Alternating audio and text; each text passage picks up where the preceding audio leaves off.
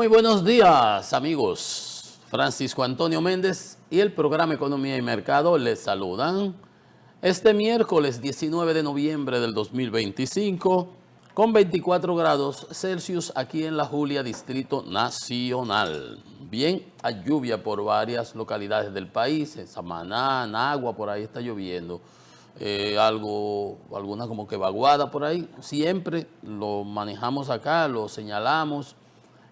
Obedecer, estar pendiente de las informaciones que proveen las fuentes oficiales para evitarse sobresaltos. O usted no esté enterado y coge que si usted va para Samaná y se encuentra un diluvio por ahí, por los Haitis en la carretera, entonces es bueno estar informado y no jugársela, o sea, no tomar riesgos innecesarios, cruzar cañadas, qué sé yo qué, qué sé yo cuánto. Usted vio un charco ahí, no, yo lo paso, pero usted no tiene noción de qué tan profundo sea.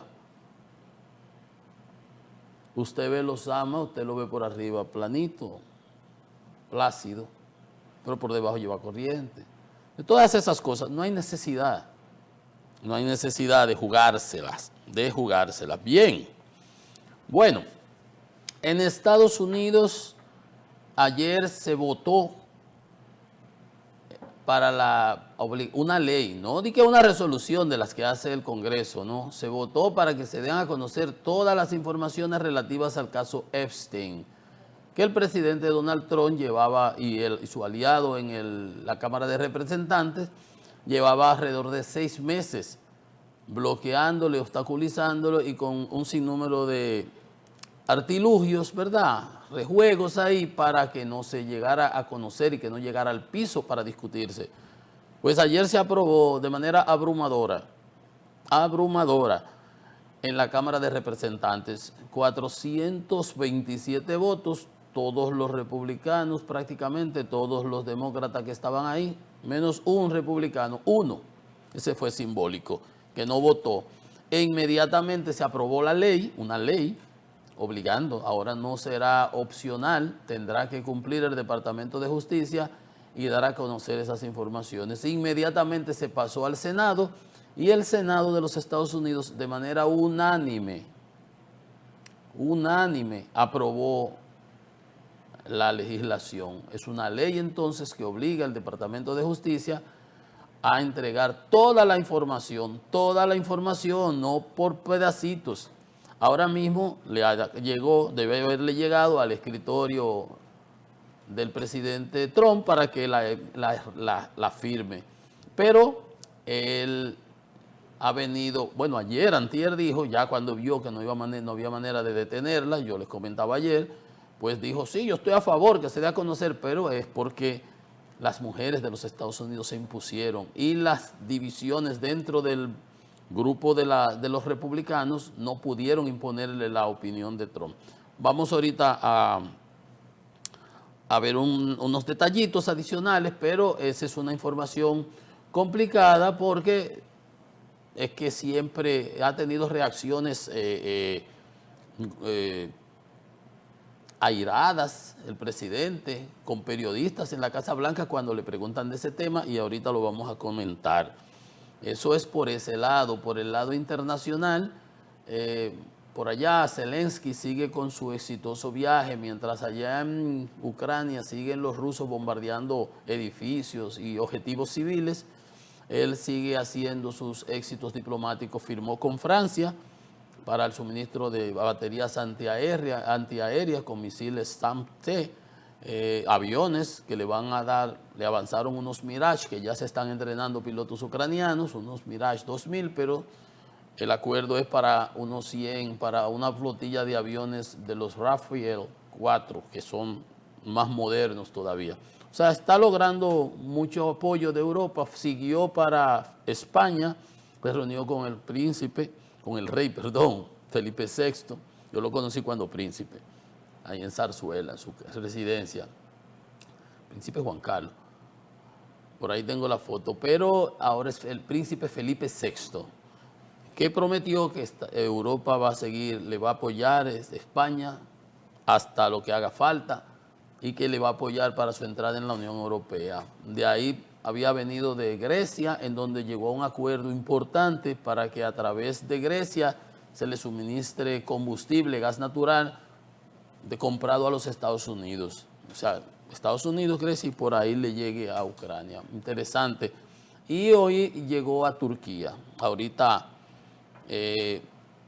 veremos todos los acuerdos, aquellos que Trump había empujado, había tratado de concertar con Putin, se han quedado en el limbo. Se han quedado en el limbo. Putin se le ha reído en la cara cada vez que hablaban por teléfono, lo mareaba y volvían y se retrasaban y no ponían sanciones.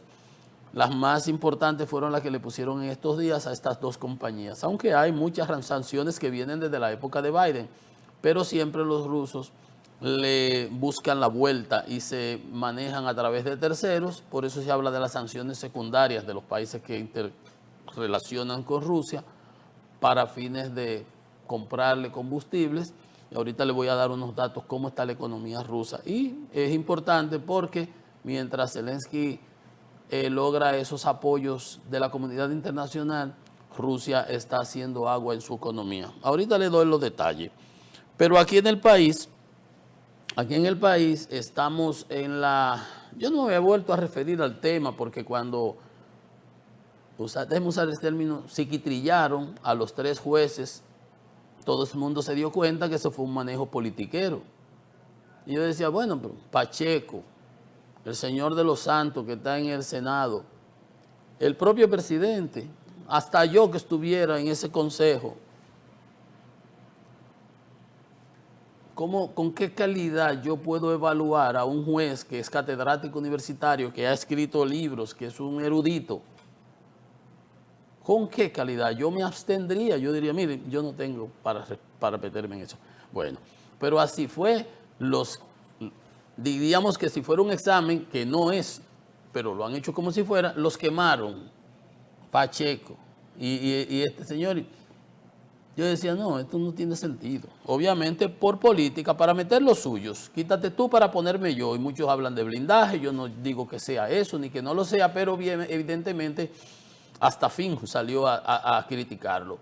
Todo el que no está, digamos, obsesionado, ni es una bocina, ni de un lado ni de otro, obviamente se dio cuenta. Ahí la juez, Pilar, cometió una comunicación y dijo, yo que me fajé trabajando, que cumplí con todos, que saqué todas esas sentencias pendientes, ella era de la parte del comercial de la Suprema. Y ahora se ha beneficiado gente que lo que se la pasan es jugando domino por ahí. Cuando ella habló de eso, lo que quiso decir es que hay de los que estaban ahí, no sé si será del Tribunal Constitucional, que es Canchanchan y es del buffet, creo que es de Yayo o trabajó, y ese tipo de cosas, y esa fue una mención que para los enterados, después fue que yo ¿y qué es lo que quiere decir con eso? Alguien explicaba. Ella decía, porque son de relaciones y conciliábulos y cosas. Este de nosotros, te juega domino conmigo, déjame yo. Entonces lo vamos a poner a ese. Entonces yo no le presto atención a esas cosas, ya yo no voy a perder mi tiempo con eso. Y lo estoy comentando porque ni siquiera comenté lo de la carta lapidaria que hizo la juez y señaló eso. ¿Con qué calidad ustedes me evalúan a mí? Y ayer, lo estoy mencionando por eso, porque ayer hubo un juez. Usted puede estar de acuerdo o en desacuerdo con su manera de ser, con lo que él hizo, que se tomó más tiempo, que si no se tomó más tiempo, pero le dijo con un currículo extenso y había sido juez, que ustedes, en sentido real, estricto, lo que le dijo es, usted no tiene base, calidad para evaluar mi trabajo. Lo cual es lo que yo venía diciendo desde antes. Ahí hay un fallo de origen, como se dice, porque es la verdad. ¿Cómo yo me puedo sentar a evaluar el trabajo de un juez? Y yo soy ingeniero, y yo lo que soy economista, financista, yo no sé de eso.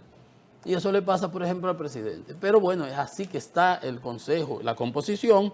Quienes no debieron prestarse a eso fueron los que son jueces, los de la Suprema y el señor del Constitucional que está ahí enganchado. Bueno, así las cosas, ese señor ayer le dijo, y eso está en la prensa y todo el mundo, ha sido como una especie de crónica rosa, porque se pegó con el presidente y no que se pegó, el presidente se manejó bien porque tiene un plazo, tiene 5 minutos. Si usted quiere seguir, obviamente no puede porque ya no, pero yo no me había referido al tema, pero usted va al fondo, perdón, de lo que decía el señor juez, el juez ese que estaba postulando, y en el fondo, la forma quizás uno no la pueda compartir, ni siquiera las maneras en que lo dijo, pero en el fondo, él tiene razón. Él tiene razón. Yo no puedo sentar ahí al frente mío al doctor, déjame buscar uno famoso y de mi pueblo, al doctor Puello, y que para yo evaluar si es buen médico o no, si ha cumplido o no con su papel. Ahora, un funcionario como Lama, Lama es un médico excelente, pero como funcionario ha dado mucho de qué hablar, entonces eso son otras cosas. Pero bueno, eso es algo como del folclore de lo nuestro aquí, y ya entonces está todo, desde ayer está ese tema reverberando en el ambiente. Por eso lo comento, porque realmente le da un visto bueno a lo que yo había dicho cuando se hizo aquella decisión de cercenarles la cabeza a los tres bajo risibles argumentos que ni siquiera se pudo dar a conocer los argumentos, tenían que darlo y duraron en lo que lo preparaban y lo adecuaban para maquillarlo y que pareciera, y al final ni sirvió tampoco, pues los argumentos eran totalmente fallidos. Bueno, pero eso es lo que tenemos aquí. Pero es bueno que se hagan las contextualizaciones y las críticas, porque nosotros, a diferencia de los cangrejos, tenemos que caminar para adelante, porque los cangrejos son los que caminan para atrás, ¿no es verdad que dice? Va para atrás como el cangrejo. Bueno, nosotros tenemos que ponernos como misión, como visión, como objetivo, siempre caminar hacia adelante, pasito lento, a doble paso, a trote, corriendo, como sea, pero siempre para adelante. Aún sea de a chincito ahí, de a poquito. Entonces tenemos que hacer los señalamientos de cosas que entendamos que no están correctas, aún sean legales. ¿Con qué objetivo? Con el objetivo de que se mejoren, que se corrijan, que se superen. Y si nos quedamos todos callados, entonces estamos dando aquiescencia. Estamos por omisión dándole el visto bueno a cosas que están mal. Entonces tenemos que expresar nuestra posición sobre esas cosas para que a futuro pues se tomen correctivos y la sociedad los tenga en un do list, en una lista de cosas que hay que hacer. Esto hay que corregirlo, en algún momento pues iremos, porque como dicen muchos pensadores, la democracia es un proceso en construcción. Y todo lo que podamos hacer para irla mejorando, para irla enriqueciendo, para irla fortaleciendo, bienvenido sea. Ahora, cualquier acción o inacción, o por omisión, o por la comisión que sea, por la razón que fuese, que vaya en detrimento de la democracia y de su fortalecimiento, tenemos lo que estamos comprometidos con ella, es que salir a defenderla. Porque ese hacerse los locos cuando van pasando ese tipo de cosas son pequeñitas, pero acumuladas ya hace mucho. Son las que han llevado las sociedades hacia atrás, hacia involuciones dolorosas y sangrientas y hasta y muy lamentables. Lo vemos en la historia, nada más hay que conocer la historia, leer. Entonces, nosotros estamos comprometidos con esos esfuerzos de la democracia y de la institucionalidad y del fortalecimiento de las instituciones de nuestro país y de que cada día seamos mejores. Porque nosotros cangrejos no somos. Entonces, hay quienes tenemos ese compromiso y no lo hacemos para cargarle el dado a este o para cargarle el dado al otro. Tratamos de ser objetivos. En los momentos en que la calentura, en que no lo seamos, podemos obviamente, pero ustedes contamos con su venia para que nos excusen cuando no lo seamos. Pero bueno, por eso nos toca referirnos a los temas y sacarle las punticas. Sacarle las punticas. Miren esto. Dice don Ignacio Paliza, el ministro de la Presidencia, sobre la indexación salarial, que es un tema que está candente, que se ha venido discutiendo, el senador Omar lo puso en la palestra, eso ha venido nosotros desde hace muchos años atrás, obviamente, este es un programa de economía y hablamos de economía, de política y de todos esos temas, y obviamente siempre lo hemos mencionado, el presidente Fernández, los sindicalistas, el grupo Corripio, ¿quién más? Mucha gente, la UAS. Y del propio gobierno no ha habido un rechazo realmente, ni el presidente dijo, estamos de acuerdo, el problema es el equilibrio fiscal, Magín igual, y yo ayer le decía a Magín, no Magín, te pusimos ahí para que tú seas innovador, creativo, busca la vuelta, pero no me venga a decir que tú vas a negociar y que va para mi dinero que tú me estás sacando de mis bolsillos. Y hablo de, cuando digo yo, somos esos 750,000 aproximadamente empleados, por debajo de los 34, o de los 52 y por encima, que como quiera pagamos impuestos, que no debiéramos por esa porción. Entonces dice Ignacio Paliza, dice Paliza como le dicen, que es una propuesta que beneficia a la clase media. Ay, pero qué bueno que beneficia a la clase media. Pero él como que lo pone, como que entonces, para que ustedes vean que la palabra lo es todo. Y primero fue el verbo, como dice la Biblia, algo así. Calificó como interesante la propuesta de indexación salarial, aunque preste la atención al lenguaje, aunque indicó que es una medida que beneficiaría más a la clase media, o sea, que es pecaminosa porque nos beneficiaría a nosotros los clase media. Oh, ¿y qué de malo tiene eso? Ah, entonces es malo beneficiar a la clase media. Lo que es bueno es meterle impuesto, cobrarle por encima, a pisotearnos. Sí, yo no entiendo. Ah, que es interesante, pero aunque beneficiaría más a la clase media. Ay, qué bien. ¿Y qué tiene de malo eso? Sostuvo que existe el reto de identificar cómo se financiaría el Estado si no le entraran esos recursos espurios sacados de los bolsillos de los trabajadores de manera ilegítima, antiética e inmoral. Eso de cómo se financiaría el Estado, esa es tarea suya, tarea de los que administran el Estado, porque yo no estoy en el Estado. O sea, a ustedes les toca, en función de la ley y la Constitución, ver cómo se financia el Estado, pero no violando el Código Tributario y pasándole por encima a lo que establece el Código Tributario y la indexación salarial en perjuicio de los trabajadores. Y él lo reconoce, dice que es interesante, pero es que se canta y se llora. Esto le daría mayor capacidad de compra a las personas.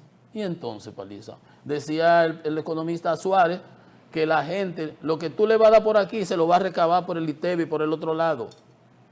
Pero hay que ser, no se puede ser como un pulpero, sin desmeritar los pulperos, porque este que está aquí nació con los sacos de 320 de azúcar y de arroz en el negocio de mi papá y en el negocio de mi mamá y de todos mis tíos. Gracias. O sea, no, cuando hablo de pulpero es de tener una mentalidad de pulpero de eso de antes, que ni siquiera como los vanilejos de ahora, que tienen unos negociazos, ¿verdad? Entonces, no. Usted no puede estar cantándose y llorándose usted mismo. Esa es una lucha que yo digo innecesaria, que el gobierno se ha obcecado con eso. Busquen la manera, tienen mecanismos, no infinitos, pero cantidad de mecanismos para buscar ese dinero. Quienes no tenemos de dónde sacar más, somos nosotros los trabajadores. Ah, que la clase media se beneficiaría, pero tú tienes que saber lo que estás hablando. ¿Y qué de malo tiene que la clase media se beneficie? Ah, cuando se perjudica a la clase media, ahí sí a ustedes les gusta. Yo sé que no, pero es que no se puede hablar todo lo que le llegue a la boca a uno. Declaró que en algún momento se propuso la eliminación de los subsidios sociales, lo que dijo impacta a los más pobres. Nadie está hablando de que se eliminen los subsidios sociales, se está hablando de que se eliminen las dilapidaciones, los gastos excesivos, las cosas que muchas pensiones que se dieron a gente que ni siquiera lo merecía. O sea, hay sin número, el Estado sí tiene de cómo. Pero oigan esto, que entonces, cuando se aumenta, que ningún gobierno ha aumentado los salarios. Usted sabe que cuando el gobierno aumenta los salarios, se queda con una porción de lo que le aumenta, por esa no indexación. Es que todo es un juego, obviamente, un juego tramposo. La ley, cúmplala. Entonces no me venga con eso ahora, que es interesante, aunque es una medida que beneficiaría a la clase media. ¿Qué de malo tiene que beneficiar a la clase media? Por eso es que yo hace mucho que no unía a esta muchacha. Esto es una economista que se mudó para el país, yo supongo que vive aquí de hace mucho. Se llama Rosa Cañete. Ella trabajaba para el grupo Montalvo, para eso, y siempre estaba en los grupos estos de la participación ciudadana, sociedad civil y todo. Dice ella, República Dominicana permanece estancada en el buque fiscal. Ingresos estancados, un gasto rígido y déficit crónico. Ella ahora trabaja por el movimiento Justicia Fiscal. Y dice que en el proyecto del 26 se prioriza el equilibrio macroeconómico. Lo que está diciendo el presidente, lo que está diciendo Magín, lo que está diciendo Paliza. Se prioriza el equilibrio sin abrir espacio a la justicia social y a la redistribución del crecimiento. O sea, perjudicando, no hay redistribución, porque cuando tú a los más chiquitos, coges piedra para los más chiquitos y lo tienes pisoteado, y cuando te dicen que indexe, tú dices, no, pero se va a beneficiar la clase media. La clase media, media baja, media alta, media media, media alta, todo lo que sea. Pero qué bueno que se van a beneficiar. Y eso afecta la redistribución. Y es lo que ella dice. Pero sigue hablando, oigan esto. Desde el 20, aquí en República Dominicana, los ingresos corrientes no son suficientes para cubrir el gasto corriente. Nos estamos endeudando no para invertir, sino para subsistir. Ustedes me han oído hablar a mí de eso. Cuando yo hablo hasta de la deuda, por ejemplo, el caso ahora, 178 millones para el metro, yo dije, no, pero yo apoyo eso, está bien. Pero hay muchas otras cosas que no. Entonces, cuando te endeudas a lo loco, después hay cosas importantes que son importantísimas, entonces estás ahogado, no tienes espacio para tomar ese financiamiento. Y ella señala eso mismo que yo siempre he venido diciendo aquí. A eso hay que ponerle freno. El 60% que se dedica al pago para pagar intereses y no para pagar capital. Ni siquiera estamos pagando el capital, ni siquiera estamos amortizando. Nos estamos gastando más en financiar el pasado que en construir el futuro, porque no estamos invirtiendo y estamos gastando por un tubo. Y cuando se pide que se indexe para que el trabajador pueda gastar él, no el Estado, a nombre de quién sabe quién, entonces se viene con esas poesías. Dice que el presupuesto que se presentó, el que Magín defiende y el que se está ahora hablando, ay no, el equilibrio, está centrado en ajustar cifras, pero no se enfoca en el clientelismo y en las ineficiencias. Ve, no es que se le quite, Paliza, a los subsidios sociales de las personas que lo necesitan, para nada. No, eso está bien. Es el clientelismo, el uso populista de los recursos del Estado con fines politiqueros, que es lo que significa clientelismo, y las ineficiencias. Explíqueme a mí, cuando a mí me dijeron que una oficina de Intran en Nueva York, pero irán a poner el orden en la Quinta Avenida, ¿será? Que una oficina de cultura en Nueva York, pero allá hay un consulado, una embajada, un paquete de cosas.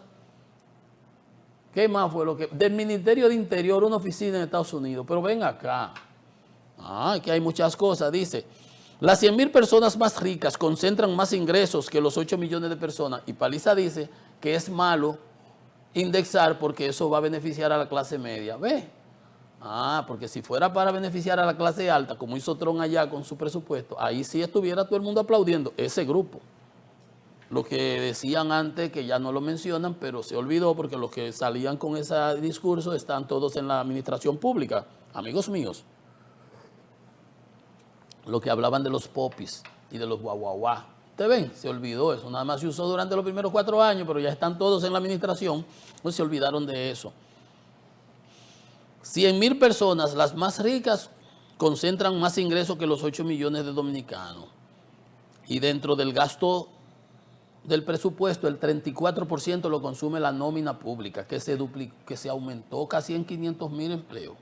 un viaje padrísimo. Y para Paliza, que es el ministro de la presidencia, le dejo esta partecita que dice Rosa Cañete, que antes era andaba para arriba y para abajo con Juan Bolívar, con Seara Hatton, con Lozano, el que está en el Instituto de Migración, esos grupos, ya ustedes saben a quiénes me refiero. Oigan esta partecita, no sé cómo le caerá a Paliza, que se queja de que la indexación va a beneficiar a la clase media. La presidencia de la República supera por sí sola el presupuesto combinado de 12 ministerios. Tenemos que ver cómo se redistribuye el presupuesto, porque ¿para qué son las instituciones si tú todo te lo vas a asignar a la presidencia? ¿Para qué la tenemos? La mayoría de sus presupuestos se ven en gastos corrientes y nómina. Entonces, ¿para qué tenemos esas instituciones? Debiéramos estar invirtiendo no 4, sino 6% en educación, pero con el 4 tenemos un desastre porque nadie da respuesta.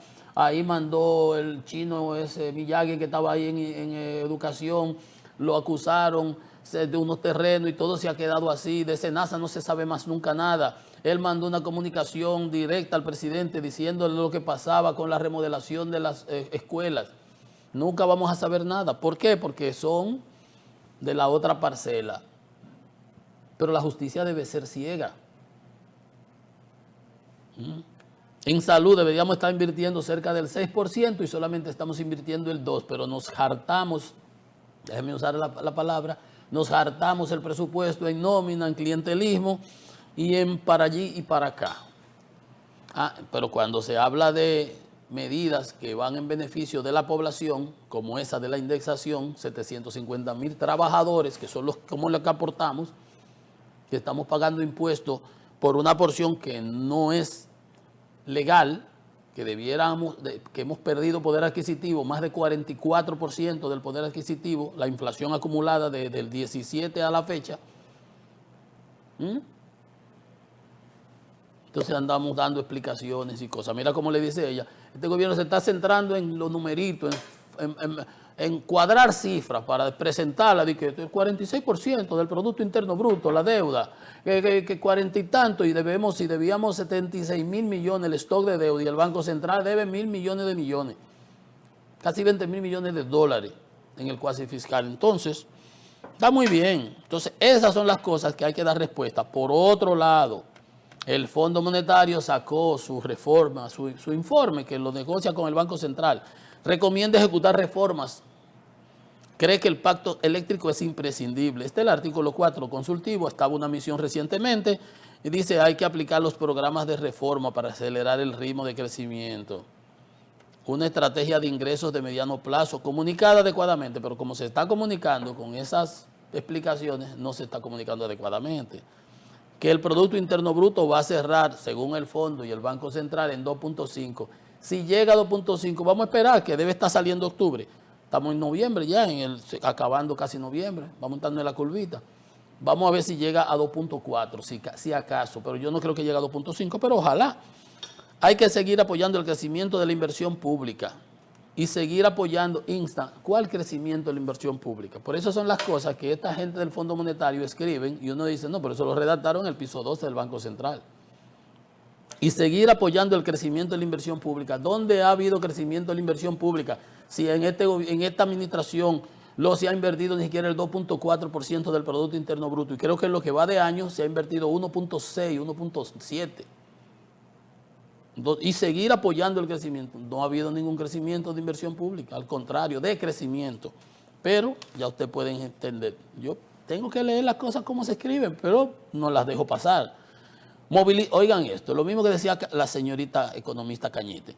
Movilización de ingresos públicos, o sea, pasarlo de un sitio a otro, pero donde sea más eficiente. Mejora del gasto público, con medidas como eliminación de los subsidios generalizados, salvaguardando el gasto social. Nadie ha hablado de que se elimine el gasto social, ni siquiera el fondo se atreve. Pero dice que hay que mejorar el gasto público, lo que estamos diciendo. Entonces sigue, mantener la flexibilidad cambiaria y reconstruir los niveles de reserva.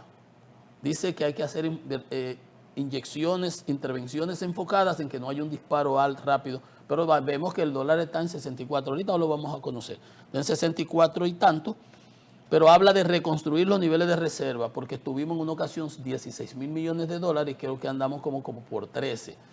Pero hay que ver a qué manera y de qué modo es que se está reconstruyendo esa reserva, porque emitir bonos soberanos para tener un dinero depositado en la banca, en el banco de reserva, para después depositárselo al Banco Central, eso no tiene madre, eso es un negocio de capaperro. Pagar intereses de un préstamo para no usarlo en nada, cuando tengo ahí anunciando que tengo la autovía del Ámbar, la autovía de qué sé yo qué, y miles de proyectos que no avanzan por falta de recursos. Entonces, atribuyen, para que ustedes vean, cuando yo digo, y no es por molestar, que esto, Fondo Monetario, yo me sé todas esas cosas. Yo trabajé en el Banco Central y tenía que revisar estos informes hasta la coma. Y una coma, más bien o mal puesta, puede decir una cosa diferente. Atribuyen la desaceleración económica del país desde finales del 24 y el primer trimestre del 25 al aumento de la incertidumbre global. Eso lo han venido cantaleteando. Pero ¿cuál incertidumbre global hubo en el 24? Porque Trump entra en enero del 25. ¿Cuál incertidumbre global?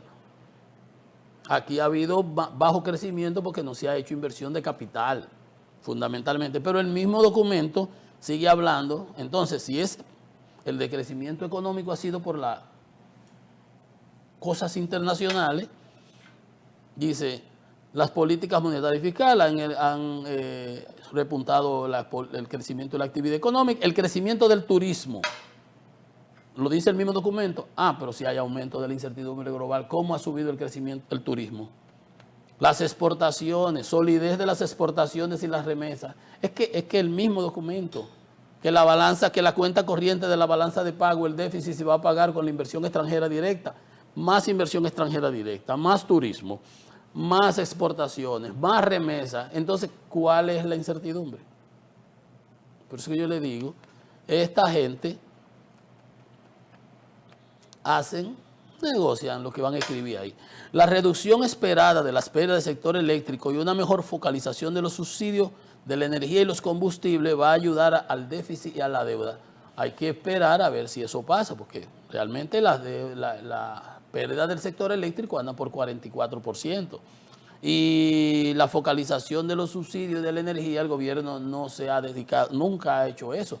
Cuando quiso hacer el programa de 24 horas, que fue diseño de mi gestión, y iban a dar las interrupciones de 4 horas, de lunes a viernes, y lo anunció don Celso Marrancini, y era correcto eso. Lo llamaron de Palacio y dijeron que no. Porque estamos hablando, si eran 4 horas, no le puede dar 8 y 12 horas a una gente. Eso es diferente, ni tampoco mandarle una factura más elevada, no estamos hablando de eso. Sino de que tú no puedes regalar la electricidad sin cobrarla a sectores donde nada más se la roban y donde tú no haces gestión. Entonces, eso dice ese informe del Fondo Monetario Internacional. Cuando ustedes lo leen en profundidad y se adentran en los entresijos de lo que están diciendo, se nota que es como una especie de maquillaje, aunque dice lo que tiene. Hay que hacer una reforma, habla de focalización, el pacto eléctrico, de redistribuir los ingresos, de mejorar el gasto público. Entonces, el gobierno tiene que enfocarse en esas cosas, porque el crecimiento económico, por lo que conocemos, se agotó. La proyección dicen que para el año que viene 4.55, pero eso mismo se dijo el año 23, para el 24, y el 24 para el 25 se dijo lo mismo. Y estamos a la mitad del potencial del crecimiento de la economía. Y podemos decir que el sector de incertidumbre internacional, que allí que acá, y eso no nos ha afectado en nada. Eso no nos ha afectado porque el sector turístico ha seguido creciendo, las remesas han seguido creciendo, la inversión extranjera directa ha seguido creciendo. ¿Qué me falta? Remesa, turismo, exportaciones, tanto de zonas francas como locales, han seguido creciendo y diversificándose. Vamos a recibir en este año 46 mil millones de dólares, un crecimiento como de 10% comparado con el del año pasado. el sector externo. Entonces, ¿cómo me lo pones ahí? Como si lo que vamos a leer eso somos unos estúpidos, como le dijo una de las agredidas en el caso Epstein al presidente Trump ayer, antes de que se conocieran las votaciones. Yo no soy estúpida, yo lo que soy una agredida, qué sé yo qué, algo así fue que le dijo. O sea, no concuerda una cosa con otra.